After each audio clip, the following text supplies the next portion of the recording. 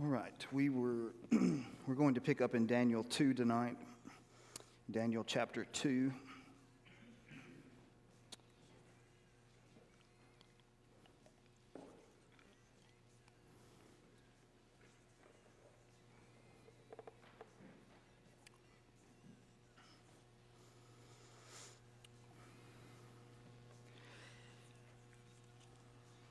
In this chapter, we're looking at a very famous dream that Nebuchadnezzar has, and it's quite extensive, and so the explanation of it we probably won't get all the way through tonight. And so the one thing I don't like about summer is discontinuity. That is, you can't really get a rhythm because I have to be gone a lot during the summers, and so we'll get as far as we can tonight. I don't think we'll get into the part that will require the most discussion. But anyway, I've got to be in and out over the next couple of months on Wednesday nights, so we'll try and piece it together as well as we can. All right, in Daniel chapter 2, he sees this dream. Now, this dream is very similar that we will see in chapter 7. It's got kind of a different scope in 7 than it does here in 2. It's certainly not the same vision. There, it's a vision of 4 beasts, diverse beasts. But there are a lot of parallels between the two. So if we can get this one, it will actually aid us in our understanding of 7, which is where we get into the really apocalyptic stuff. That's the opening of all of the strangeness to us of those visions. So there's also another chapter that I think would be important to study alongside this one, and that's Genesis 41, when Joseph interprets Pharaoh's dream for him. You'll find a lot of similarities between the two. Their two stories are very similar, just period, between the two men. And so that's another chapter that would be helpful to walk through this chapter with. Now, this chapter is also composed, if you look at it, it's composed as a majority of dialogue. It's discussion between people. That's the way it comes to us. And so we have to keep that in mind as we're interpreting and watching things come before us. So as we think about this chapter, we're introduced to a dream that Nebuchadnezzar has, and we're going to see a lot of dreams/visions throughout the rest of the book. And so visions and dreams are very similar. One of the proposed differences between a vision and a dream is that in a vision, one is awake. In a dream, one is asleep. I think that's pretty decent analysis. I don't know that I would take it to court as 100% all the time, but it's pretty accurate, I think, that there's a difference. That's the basic difference between the two. They're both revelations from God, and you're interacting in both of them. Even in dreams, you interact with what you're seeing, as well as with a vision. So as we think about this chapter, it begins in the 2nd year of the reign of Nebuchadnezzar. Nebuchadnezzar had dreams, and his spirit was troubled, and his sleep left him. So this presents us, first of all, with some challenges as far as chronology. It says in the 2nd year of the reign of Nebuchadnezzar, which is somewhere around 603, 602 BC, depending upon how you compute it. And so there's the distinct possibility that this chapter may overlap some with chapter 1. You remember they spent 3 years of training together, okay? So there is a possibility. I don't think so in my personal opinion, which isn't any better than anybody else's. I don't think that's what's going on, but I think it is very possible. There is a very plausible explanation to where you could take 1:18 through 20 when he examines Daniel and his friends and he finds them 10 times better than all the others. There is a point that you can make that is parallel to 2:46 to 49 when Daniel is praised for his interpretation of the vision, and then Shadrach, Meshach, and Abednego are promoted. One of the big things to keep in mind as we read this text is when we think of Daniel, or at least when I do, I don't know if it's the way I was taught or just what I've always done, I think of Daniel as an older man because he lives a really long time. I mean, depending upon how you compute some of the things in the book, we're talking into his 90s in a time when that just did not happen. okay? But the thing to keep in mind is this is early in Nebuchadnezzar's reign. That puts Daniel at the time of this somewhere in his early 20s. Somewhere in his early 20s. And the way that he handles such a hostile situation, I mean, we've already seen him do that very well, okay? Whether he was 14 or 17 or even 20 in chapter 1 when he proposes a way to keep from compromising himself, he handles himself with respect and with dignity, with a lot of grace really beyond his years in how he handles things. Sometimes when we're younger, we have the tendency that says, you're kind of like a bull in a china shop. You're just going to make it happen, and you're going to hit people head on, and that's just the way it's going to work. Well, the only problem is rarely does that work, and the bigger problem is that we never grow out of that. Maturity, we have to grow out of that. We have to learn how to operate in the world and to have patience with everybody. And so, the way that Daniel handles this situation is quite phenomenal and is encouraging, and something we need to, I think, talk to our kids about is someone we need to talk to them about is Daniel and the way he conducts himself, that he is wise beyond his years in the way that he handles this situation. So, in this time, Nebuchadnezzar has a dream. We'll see later in the verses in the 20s that Nebuchadnezzar was thinking about what would happen after him. Now, Nebuchadnezzar is a relatively young man himself. Early on in his reign, he's going to reign an incredibly long time, but he's thinking about what's going to happen. He's thinking about his legacy, as so many kings did. And, they thought about their legacy in a way of self-aggrandizing themselves, making sure that they were remembered in a positive way. And while I don't think that's something we should spend time doing, wanting people to remember us as heroes and all this different type of stuff, I do believe there's something to thinking about the legacy you leave behind. What do you want your life to stand for? Do I want to be remembered as this? And so many people, when they come to the end of their life, they ruin their legacy because of their attitude and their disposition at the end of their life. Right? I was listening to someone lecture about this recently. He's in the transition. He's been the preacher somewhere for a really long time, and now this new guy is coming in, and he said, I'm not going to turn into this bitter old man about this. He's got his way of doing things. I'm going to support him. I'm going to be his number one cheerleader. I'm not going to be a bitter person in my older age.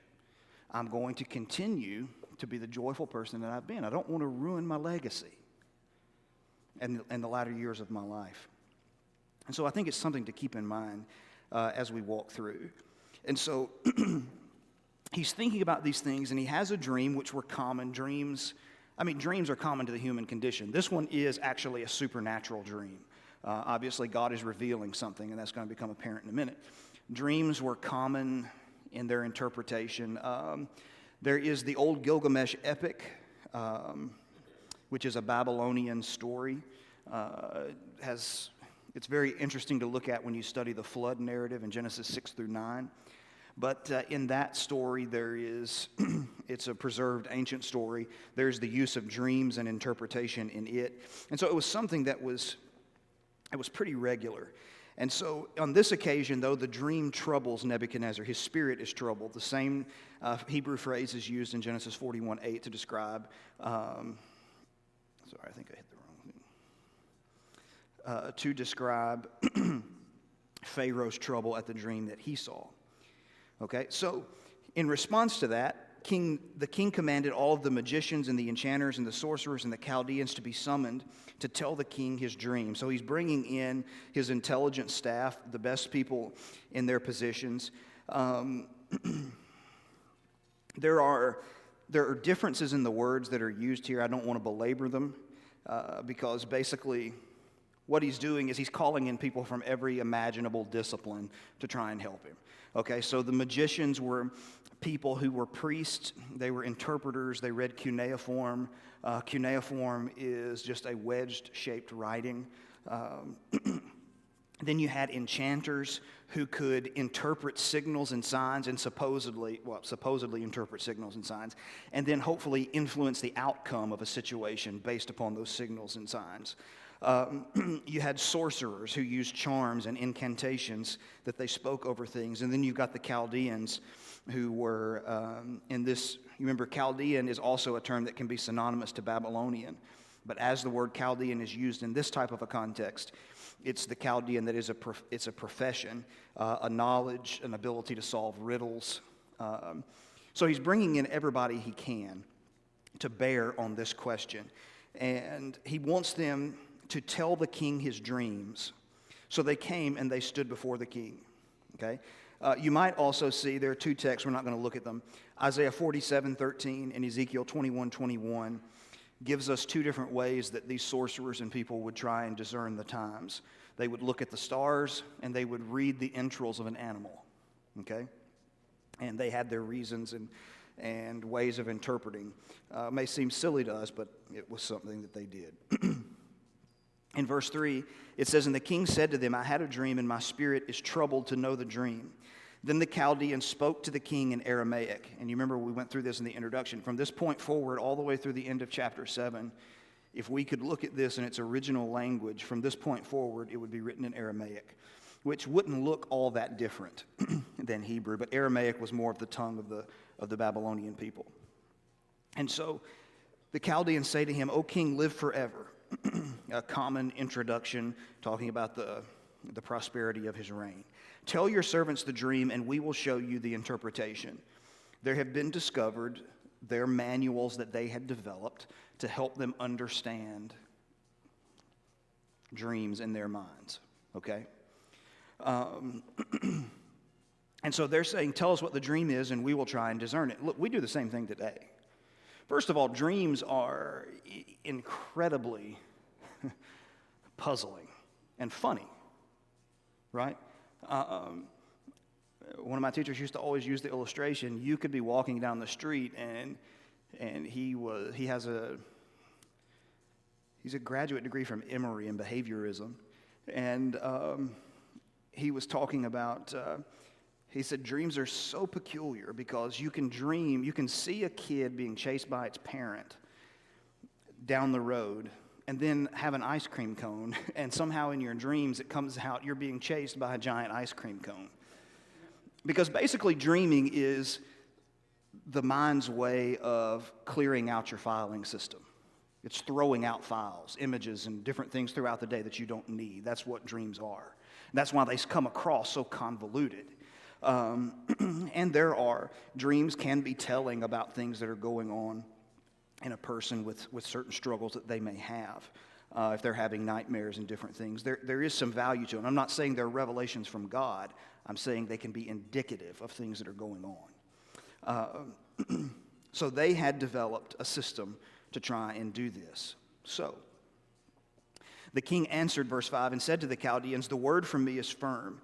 If you do not make known to me the dream and its interpretation, you shall be torn limb from limb, and your houses shall be laid in ruins." And so he's not telling them the dream. They have to tell him the dream and the interpretation. That's the decision. Okay?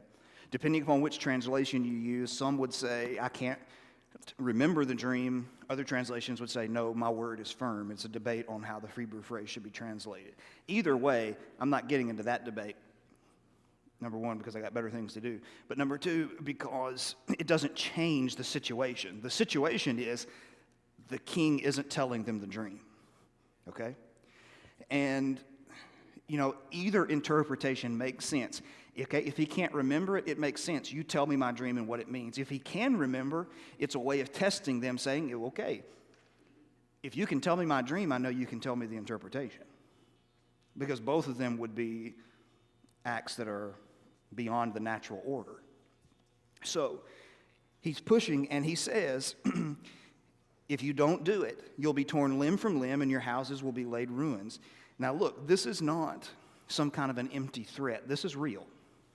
He means exactly what he says here. They would take 4 trees that they had grown for these purposes, and they would tie them, they would bring them down together and tie them together, and they would attach one limb to each tree. And then that which was holding the top of those trees together, they would cut the rope, and all four trees would go flying in all four directions, and so limbs would be pulled off of your body. The same way, I believe Native Americans one of the punishments they used to inflict upon people was to tie two of their limbs to the back of one horse and two of their limbs to the back of the other horse, and then hit them and make them run in opposite directions, and so you would pull their limbs from their body. Nebuchadnezzar isn't joking, and he's not using hyperbole when he says this. You're going to be torn limb from limb, and your house is going to be laid ruins. Literally, the idea is to be made a latrine, a public restroom. And the reason he would do this, of course, is to remind people, you work for the king, you displease the king, this is what happens to you. So he didn't care if there was a latrine in the middle of his city somewhere. He wanted the message. This is an authoritarian dictatorship. And we'll see his temper flare up again in the next chapter with Shadrach, Meshach, and Abednego. So in verse 6 he says, but if you show the dream and its interpretation, you'll receive from me gifts and rewards and great honor. Therefore show me the dream and the interpretation. So they answer a second time and said, let the king tell his servants the dream. We'll show you its interpretation. The king answered, I know with certainty that you are trying to gain time because you see that the word from me is firm. If you do not make the dream known to me, there is but one sentence for you. You have agreed to speak lying and corrupt words before me till the times change. And so he kind of says, you're just trying to buy time to come up with something to pacify me. Okay? Either you know it or you don't. So this is the problem with overselling certain things, right? They have oversold themselves, saying that they can divine what it is that the gods want, and they can interpret these dreams, except they can't. And eventually somebody's going to call their hand on it and say, they're going to have to hold their hands up and go, okay, maybe we can't. So Nebuchadnezzar is cutting through their bluff and saying, you're going to do it, and you're going to do it now. So he says, therefore tell me the dream, and I will know that you can show me its interpretation. The Chaldeans answered the king and said, there is not a man on earth who can meet the king's demand. For no great and powerful king has asked such a thing of any magician or enchanter or Chaldean. The thing the king asks is difficult. No one can show it to the king except the gods, whose dwelling is not with flesh. Only God can show you what this means. And God does not dwell in flesh. Well, but if they're representatives of that God, their God should be able to communicate the message. Now, this is the key we need to get in this whole chapter. This is the first time in verse 11 we see it, but it's going to pop up in 2 or 3 other places in the chapter. You remember we said in chapter 1 that when the vessels of God are taken into the vessels of the god of Nebuchadnezzar, that in Nebuchadnezzar's mind, he had conquered the God of Israel, but it was really God that was invading the temple and invading the space of the Babylonians. In this text, this is God showing himself superior to all other gods. For an example, if we had spent some time studying Isaiah, one of the tests that Isaiah puts forward to know whether your God is true or false is, can he predict things in the future? Can he reveal mysteries and deep things, and can he tell you the meanings of them? So, what we're seeing here is very similar to what happened in 1 Kings 18 when Elijah called the prophets of Baal to the mountain and said, we're going to see who God really is here. Who's going to answer? The God who answers by fire. That's who God is. This is another occasion where God is going to be put on display versus those who claim to be gods. And the interesting thing about this is that throughout this entire chapter where this revelation is discussed, not once is a Babylonian god's name even mentioned.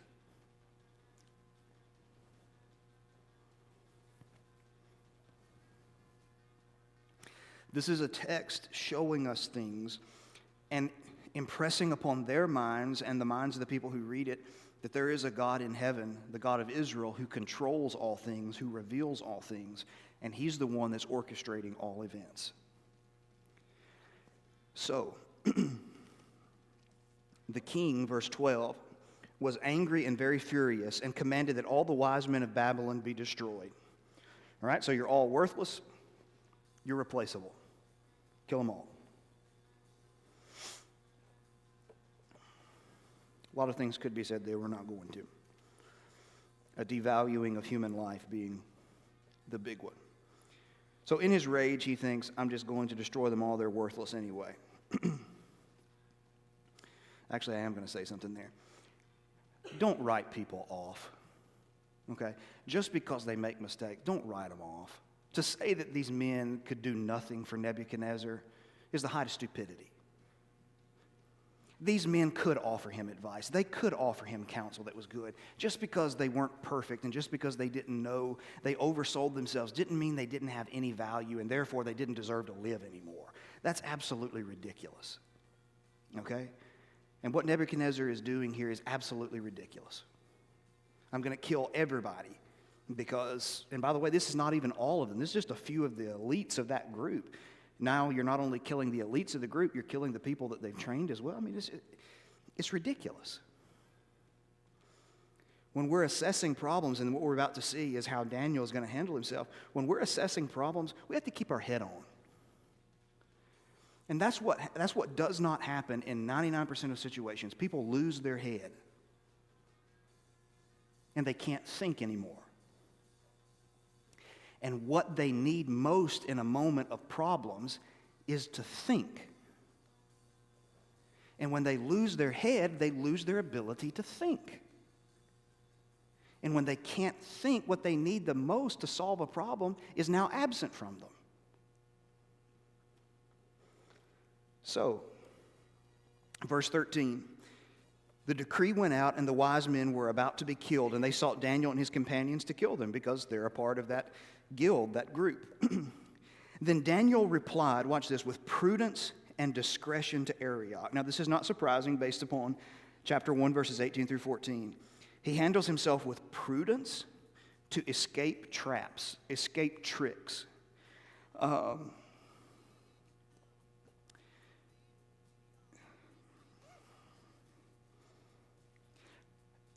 Have you ever had to have conversations with people where you have to ask yourself, what's the question behind your question? Because what you're asking me is not what you want to know. You ever had that? What you're trying to do is lead me with questions to lay a trap for me. And I ain't interested in it.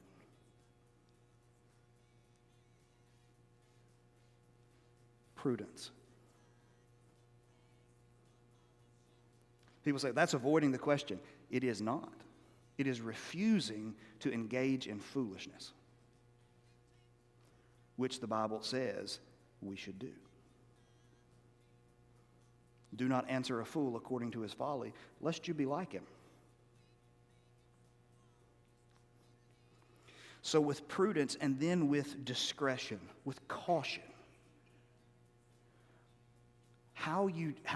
the words that we use to speak.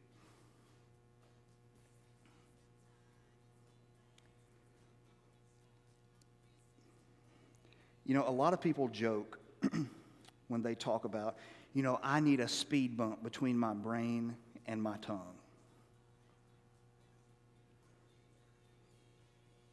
No, you need to grow up. You need to grow up.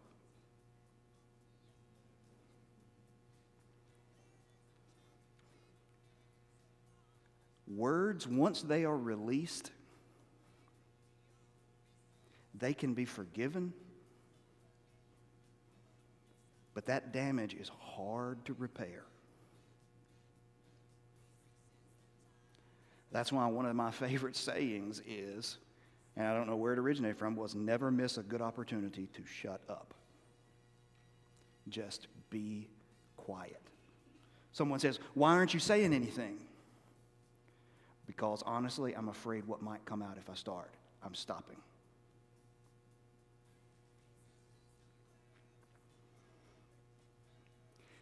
Daniel's life is on the line. He has to think.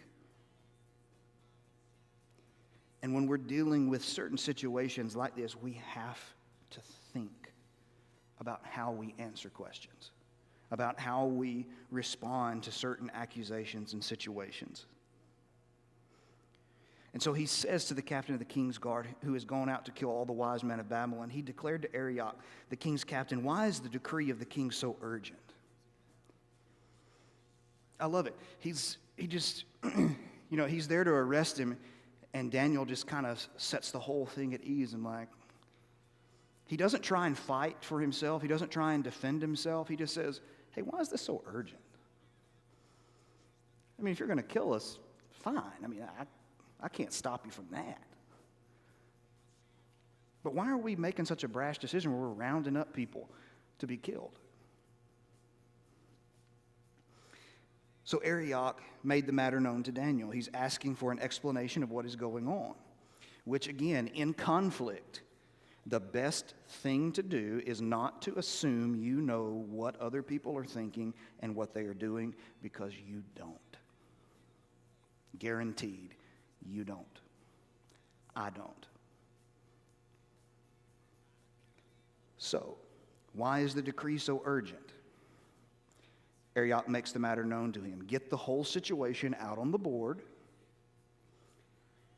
And Daniel went in and requested of the king to appoint him a time that he might show the interpretation to the king. Now you remember in chapter 1 in verse 17, it says of Daniel, it says, "Of these 4 youths, God gave them learning and skill in all literature and wisdom. And Daniel had understanding in visions and dreams." So he knew he could interpret this. If God chose to reveal it to him, he knew he could interpret it. And so he asked the king for an appointment that says, "Can I talk to you? I can help you with what is troubling you."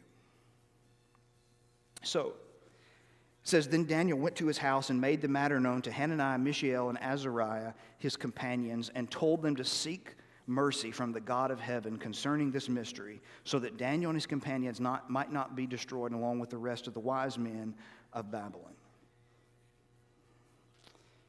So he does something that is very smart. He doesn't just take it on his own, because Daniel, it says, we're not told that the other 3 could interpret dreams. It seems that's just a Daniel thing. But you have 3 godly young men, okay, that are friends with Daniel and say, we're all going to pray about this together, about hoping that God will respond to our prayer and hoping that we'll handle the situation correctly, however it comes.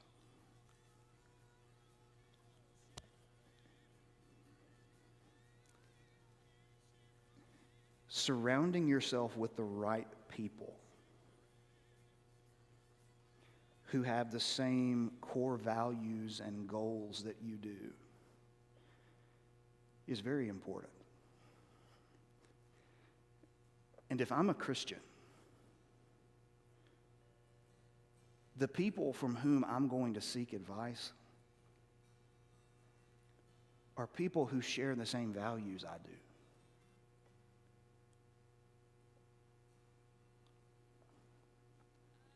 Why would I ask advice from somebody who doesn't share the same value I do? They're operating on a completely... Listen, you and I, when we're confronted with information of any kind, it automatically goes through a cipher in our minds, a grid through which you and I interpret things that happen in front of us. It's called a worldview.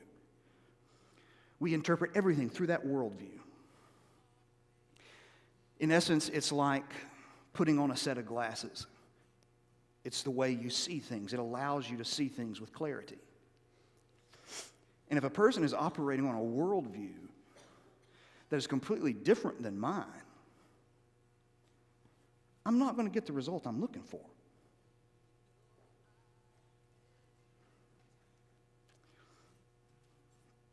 So he goes to them and they seek the mercy of God. They spend time praying.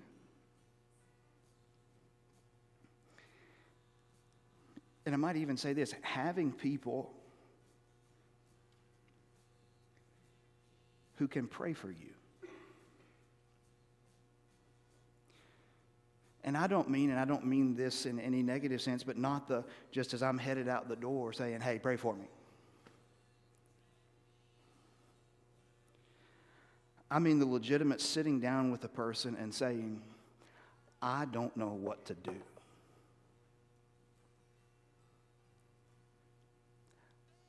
I need you to pray for me.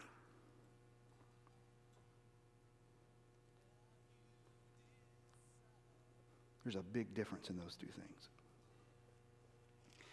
And having the people that you know that God respects and hears their prayers and that God would answer. That's what he has. And inevitably, it worked. In 19, it says, the mystery was revealed to Daniel in a vision of the night. Then Daniel blessed the God of heaven. God of heaven is a common phrase in post-captivity literature, captivity and post-captivity. You see it a lot in Ezra and Nehemiah, some of those other books. So he blesses the God of heaven. He praises God, speaks well of God for having shown mercy and revealing to him the answer. Okay? He does something that personally I'm not very good at many times. I'm pretty good at asking. I got that one pretty much down. It's the remembering to be thankful part.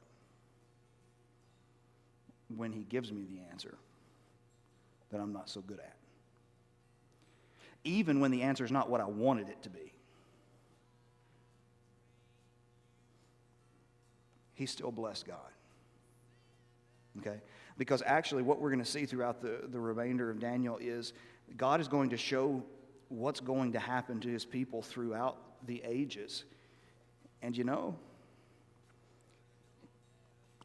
if you're just being honest as a human and you look at him, you'd go, God, I don't really like the way that plays out. Could I tempt you to maybe draw up a different one? Because it has my people going through some really hard stuff. He's still thankful for it. And he's praising God for answering him. And so, anyway, we will pick up there, I think, as he moves into some of the words of that praise and then move into the actual vision itself and what it means in a couple of weeks.